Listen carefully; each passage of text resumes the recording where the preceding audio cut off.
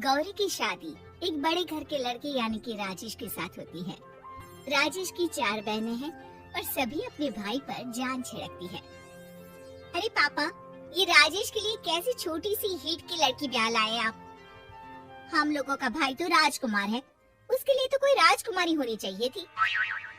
गौरी को ननद की बात बुरी लगती है और वो रोने लगती है। अरे क्यों गला फाड़ रही है? क्या गलत बोल दिया मेरी बेटी ने? एकलौता बेटा है हमारा समझी? वो तो तेरे ससुर हाँ कराए थे, वरना मैं तो ना करवाती तेरी शादी अपने हीरे जैसे बेटे से। ननदे सास को भरती और सास गौरी से लड़ती। ये क्या है?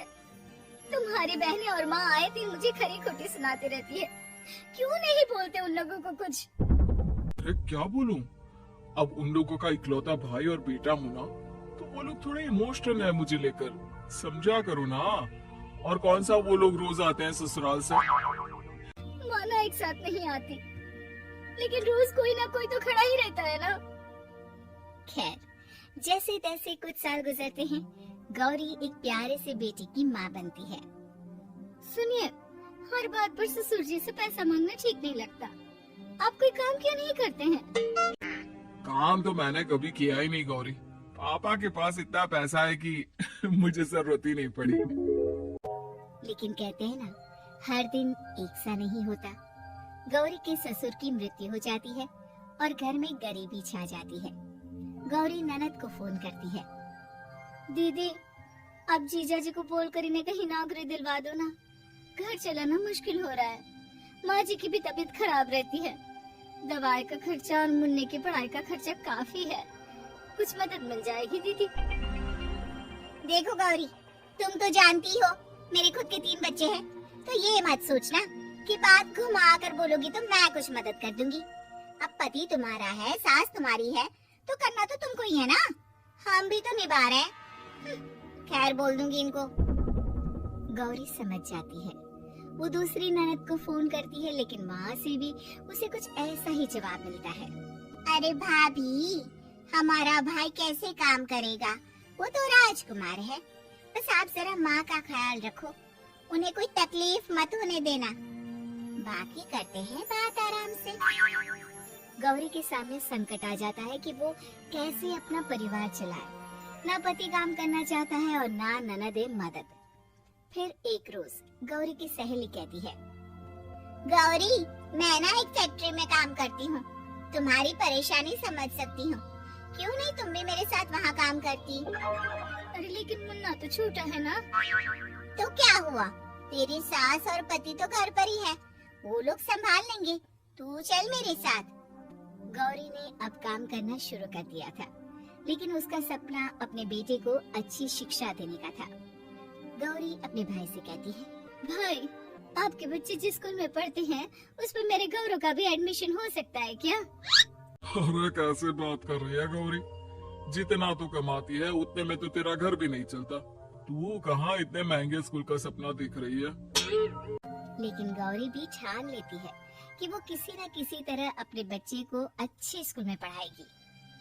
माँ जी, ये मेरे गहने हैं, मैं बेच रही हूँ, गौरव का कल एडमिशन है। अरे वो तो ठीक है गौरी, लेकिन आगे की फीस कैसे मैनेज करेगी? और ज्यादा मेहनत कर लूंगी माँ, गौरव कुछ बन गया तो हम लोगों के सारे दुख दर्द दूर कर देगा। गौरी, हम लोगं ने तुझे गलत समझा, लेकिन तू ही थी जो ये घर लेकर चल रही है, वरना कब की अलग हो जाती। गौरी सास की ओर मुस्कुराकर देखती है। आप भी तो मेरा साथ दे रही है ना? अरे कभी खाने में अंडा या मुर्गा भी खिला दिया करो, क्या रोज रोज पत्ता खिलाती रहती हो? अरे शर्म तो आती नहीं, सारा दिन बहू काम करके पैसे लाती है, खुद तो कुछ करता नहीं, ऊपर से मुर्गा खाना है इसको। गौरी अपना घर चलाने के लिए तो पर्याप्त पैसे कमा लेती है, लेकिन बेटे के महंगे स्कूल, कोचिंग और उसकी डिमांड पूरी करने के लिए उसे लोगों से पैसे उधार लेने पड़ते। माँ, मुझे जूडो कराटे की ड्रेस चाहिए, मैं घर के कपड़ों में क्लास नहीं अटेंड करूँगा। और क्या, बिल्कुल, घर की भी कोई ड्रेस होती है क्या? मैं कल ही ला दूंगी। बच्चा, तू बस मन लगाकर पढ़ाई किया कर। उसके जाने के बाद कहाँ से लाएगी पैसे ड्रेस के? माँ वो पास वाली चाची से कुछ पैसे उधार लूंगी। अरे सभी से तो उधार ले चुकी है तू। कर्जा इतना चढ़ा लिया है कि पूरा जीवन भी कमाएगी तो उतार नहीं पाएगी। अरे माँ जी, गौरव कुछ बन जाए तो मुझे कमाने की क्या जरूरत? फिर तो मैं बस रानी बनकर राज करूंगी।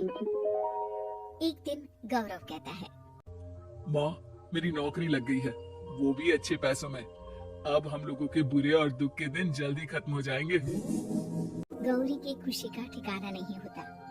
वो सास की फोटो के सामने हाथ जोड़ती है कि उसका पति उसे कहता है, देखा गौरी, तेरी तपस्या खत्म हुई। इतने सालों से जो तू फैक्ट्री में नौकरी कर रही है, अब तू आराम कर सकती है। अरे नहीं, अभी तो नौकरी लगी है, कुछ दिन कुछ पैसे कमा तो लेने दो। कुछ महीनों बाद गौरी की ननद गौरव के लिए रिश्ता लेकर आती है। अरे भाभी, वो मैं ना रिश्ता लेकर आई थी गौरव के लिए, सुना अच्छा कमा रहा है, क्यों? देखा मेरी बहन कितनी अच्छी है, कितना सोचती है हम लोगों के लिए। गौरी कुछ नहीं कहती, लेकिन उसका मन नहीं होता है कि वो बेटी की शादी इतनी जल्दी कर दे। हाँ वो तो ठीक है, लेकिन अभी कुछ कर्जा है जिसे उतारना है। तो क्या हो गया, शादी के बाद भी उतार लेगा? कम से कम एक लड़की आ जाएगी तो आराम रहेगा। गौरी लोगों के प्रेशर में आकर बेटे की शादी कर देती है और शादी के बाद एक दिन जब अपनी फैक्ट्री में जाती है, मैनेजर साहब कैसे इस फैक्ट्री में 22 साल काम कर लिया पता ही नहीं चला। अब तो बेटा सेटल हो चुका है, नौकरी की जरूरत नहीं है, लेकिन आप सभी का शुक्रिया। गौरी बहन, बहुत मेहनत की तुमने जीवन में, अब भगवान कोई मुश्किल ना दे। गौरी घर आती है, लेकिन दरवाजे के बाहर से ही उसे बहू और बेटे की आवाज सुनाई देती है। क्या है, तुम्हारी माँ ने तो सोचा भी नहीं कि जो कर्जा वो ले रही है खुद की अय्याशी के लिए, वो हम लोग क्यों भरे? उनका कर्जा है वो देखे।